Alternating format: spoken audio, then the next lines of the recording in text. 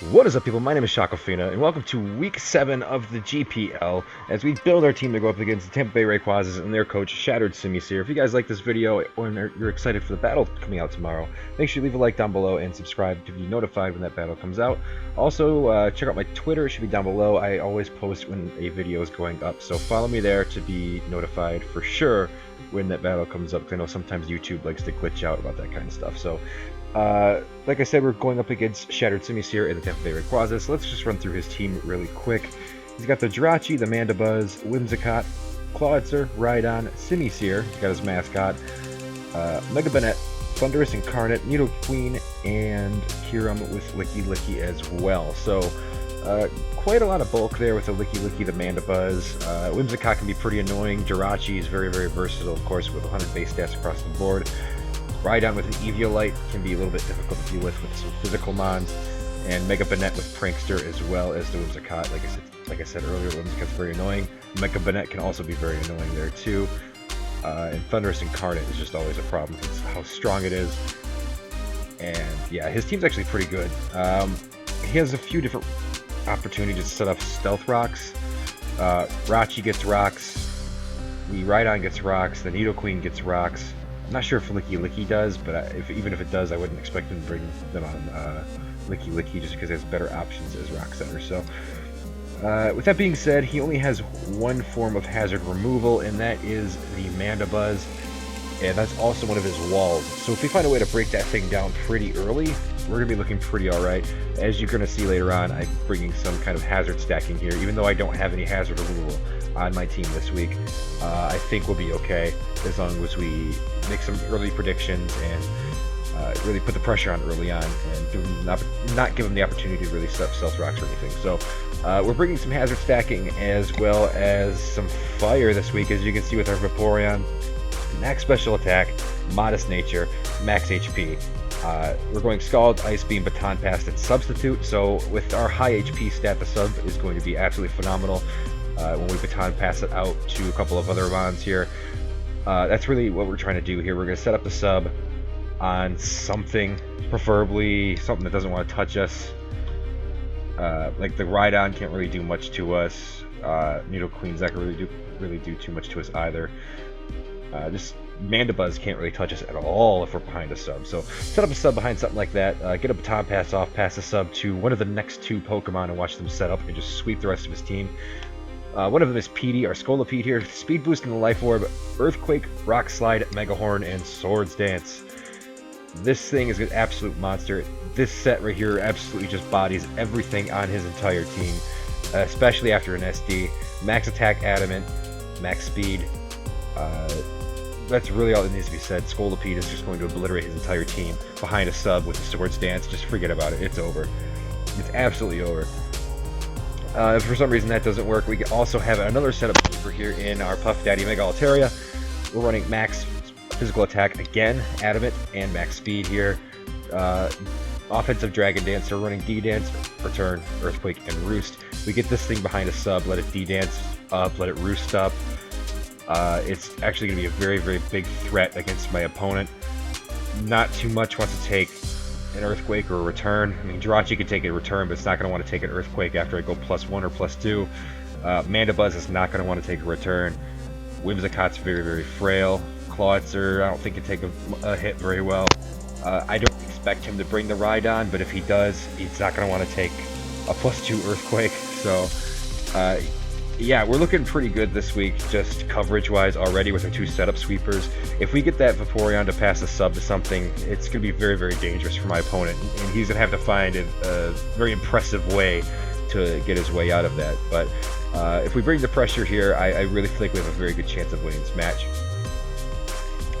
And up next is a Pokemon that stacks up extremely well against his team.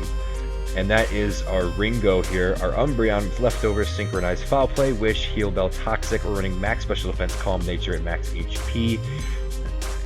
Nothing wants to deal with this, pretty much. His best mons attack from the special side. Like his most aggressive attacking mons attack on the special side, with exception to Jirachi, which is 100 base attack and 100 base special attack. So it could be really either. But yeah, his His Thunderous Incarnate, special attack. His Nidoqueen is a special attacker. His Kyurem is usually a special attacker. This thing being specially defensive just absolutely walls all of these things. I can foul play Toxic, Wish shenanigans, and just really start to wear things down. And that's really what I'm going to be doing this week here. Umbreon's going to be switched in quite a lot during this match, so I'm going to try to keep it as healthy as possible, pass some Wishes over to my Vaporeon, so I can start setting up substitutes and baton passing those things out. That's going to be very important for me. But just in case Jirachi is bringing like a Scarf variant, because I know Scarf U-turn is very, very popular, I'm actually bringing Crabapple here.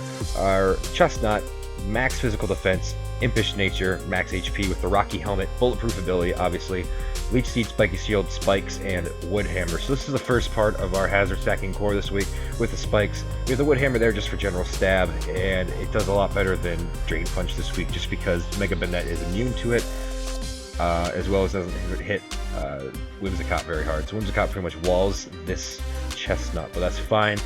Rocky Helmet's there for the Jirachi. We can switch in knowing if going for a U-turn. It is super effective, I think, so it takes a decent amount from it, but with the Rocky Helmet on that thing, it's going to be very good as well, just to wear it down a little bit. We get some spikes up on the U-turn, that kind of stuff. I like Rocky Helmet and Spiky Shield that because it takes damage when it deals a physical hit to Chestnut, and also whether it hits us or whether it hits the Protect with the Spiky Shield. So it's a very good thing. It can really outwall a lot of different Pokemon. I'm looking for it to do work maybe against the Mandibuzz as well, if he wants to get cheeky and bring like HP Flying or something crazy like that on the Mandibuzz. We can set up a Spiky Shield and hurt it, or if he wants to go for Foul Play on me, that's really going to hurt him as well, thanks to the Rocky Helmet. So I think Crabapple is going to be very, very vital in this match. It hits Rhydon 4 times effective with that Wood Hammer. It hits Clawitzer super effectively with the Wood Hammer, and it can just outwall a lot of things. Like Nidoqueen can't really do much to me. Sludge Wave, I guess, it's not affected by Bulletproof, but if we predict the Nidoqueen, get a Leech Seed on the switch, set up Spiky Shield, we'll be able to outwall it pretty well. So also very vital Pokemon here. Switching between this and Ringo would be very, very good. Especially, like I said, if I get the Leech Seed on something like the Nidoqueen, I can get a Spiky Shield off the next turn, that wears it down even more, and then I can just switch right out in my Umbreon to take any hit it wants to give me, because Nidoqueen's not going to want to do anything to Umbreon. So, very good wall core here between these two.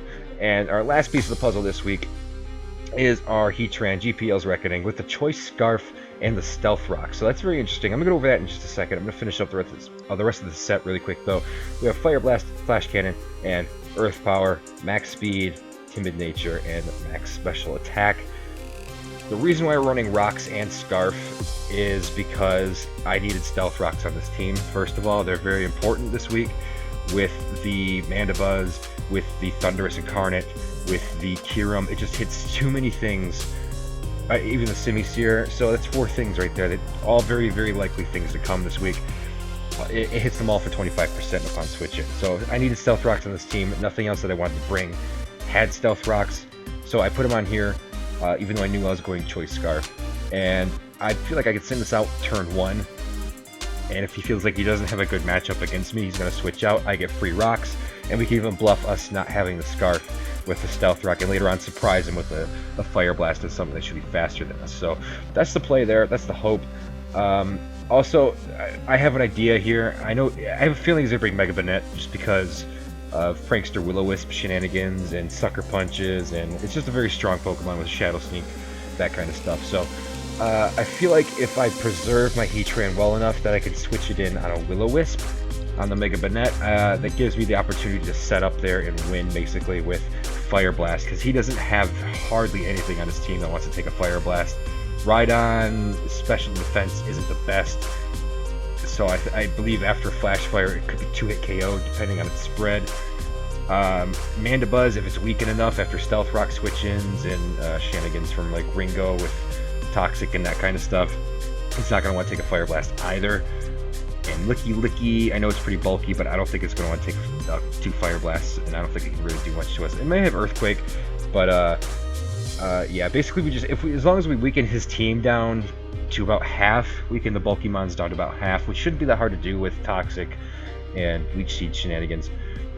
I think Fire Blast just sweeps after a Flash Fire boost. So We'll be on the lookout for that. Basically, I want to get up at least 2 layers of spikes, get the stealth rocks up, force some switches with my wall core, and after that, I think it's just going to be really easy for any of my 3 sweeping mons, being my Scolipede, my Megalitaria, and my Heatran, to just sweep through the entire team. It really just depends on what I feel like is the best option at that time. I might be pushing kind of mid-game with the substitute on Vaporeon to go into either of these, just to put a lot of pressure on and break the cores down later on for my Choice Scarf Heatran to put in some work at the end. So really depends on what he brings. I might have to change my game plan on the fly, but if I don't, I feel like it's going to be a really, really big win for us this week, because we actually do stack up very well against this team. So that's all for the team builder, guys. Thank you for watching. Once again, my name is Shoquafina, and I'm out.